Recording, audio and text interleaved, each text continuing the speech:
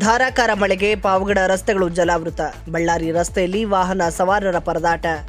ಶುಕ್ರವಾರ ರಾತ್ರಿ ಸುರಿದ ಧಾರಾಕಾರ ಮಳೆಗೆ ಪಾವಗಡ ಪಟ್ಟಣದ ಪ್ರಮುಖ ಬಳ್ಳಾರಿ ರಸ್ತೆ ಸಂಪೂರ್ಣ ಜಲಾವೃತಗೊಂಡು ವಾಹನ ಸವಾರರು ಹಾಗೂ ಸಾರ್ವಜನಿಕರು ತೀವ್ರ ಸಂಕಷ್ಟ ಅನುಭವಿಸಿದರು. ಪಟ್ಟಣದ ಬಳ್ಳಾರಿ ಮಾರ್ಗದಲ್ಲಿರುವ ಕೇಶಿಪ್ ರಸ್ತೆಯ ಭಾಗದಲ್ಲಿ ಮಳೆ ನೀರು ರಸ್ತೆಯ ಮೇಲೆ ನಿಂತುಕೊಂಡ ಪರಿಣಾಮ ಸಂಚಾರ ಅಡಚಣೆ ಉಂಟಾಯಿತು. ಈ ಸಮಸ್ಯೆಗೆ ಸಮರ್ಪಕ ರಸ್ತೆ ಮತ್ತು ಚರಂಡಿ ನಿರ್ವಹಣೆಯ ಕೊರತೆ ಪ್ರಮುಖ ಕಾರಣ ಎಂದು ಸ್ಥಳೀಯರು ಆರೋಪಿಸಿದ್ದಾರೆ. ಚರಂಡಿಗಳಿಗೆ ನೀರು ಹರಿದು ಹೋಗಬೇಕಾದ ಪ್ರದೇಶದಲ್ಲಿ ಮಣ್ಣು ಮತ್ತು ತ್ಯಾಜ್ಯ ತುಂಬಿಕೊಂಡಿರುವುದರಿಂದ ಮಳೆ ನೀರು ಸರಾಗವಾಗಿ ಹರಿಯದೆ ರಸ್ತೆಯಲ್ಲೇ ಸಂಗ್ರಹಗೊಂಡಿದೆ. ಪರಿಣಾಮ ವಾಹನ ಸವಾರರು ಅಪಾಯದ ನಡುವೆ ಸಂಚರಿಸಬೇಕಾದ ಪರಿಸ್ಥಿತಿ ನಿರ್ಮಾಣವಾಯಿತು.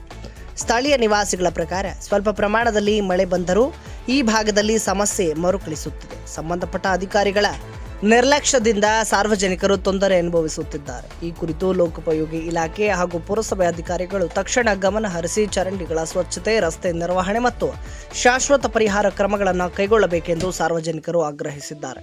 ಸಾರ್ವಜನಿಕರ ಸುರಕ್ಷತೆ ಮತ್ತು ಸುಗಮ ಸಂಚಾರದ ದೃಷ್ಟಿಯಿಂದ ಅಧಿಕಾರಿಗಳು ತುರ್ತು ಕ್ರಮ ಕೈಗೊಳ್ಳುವ ಅಗತ್ಯವಿದೆ.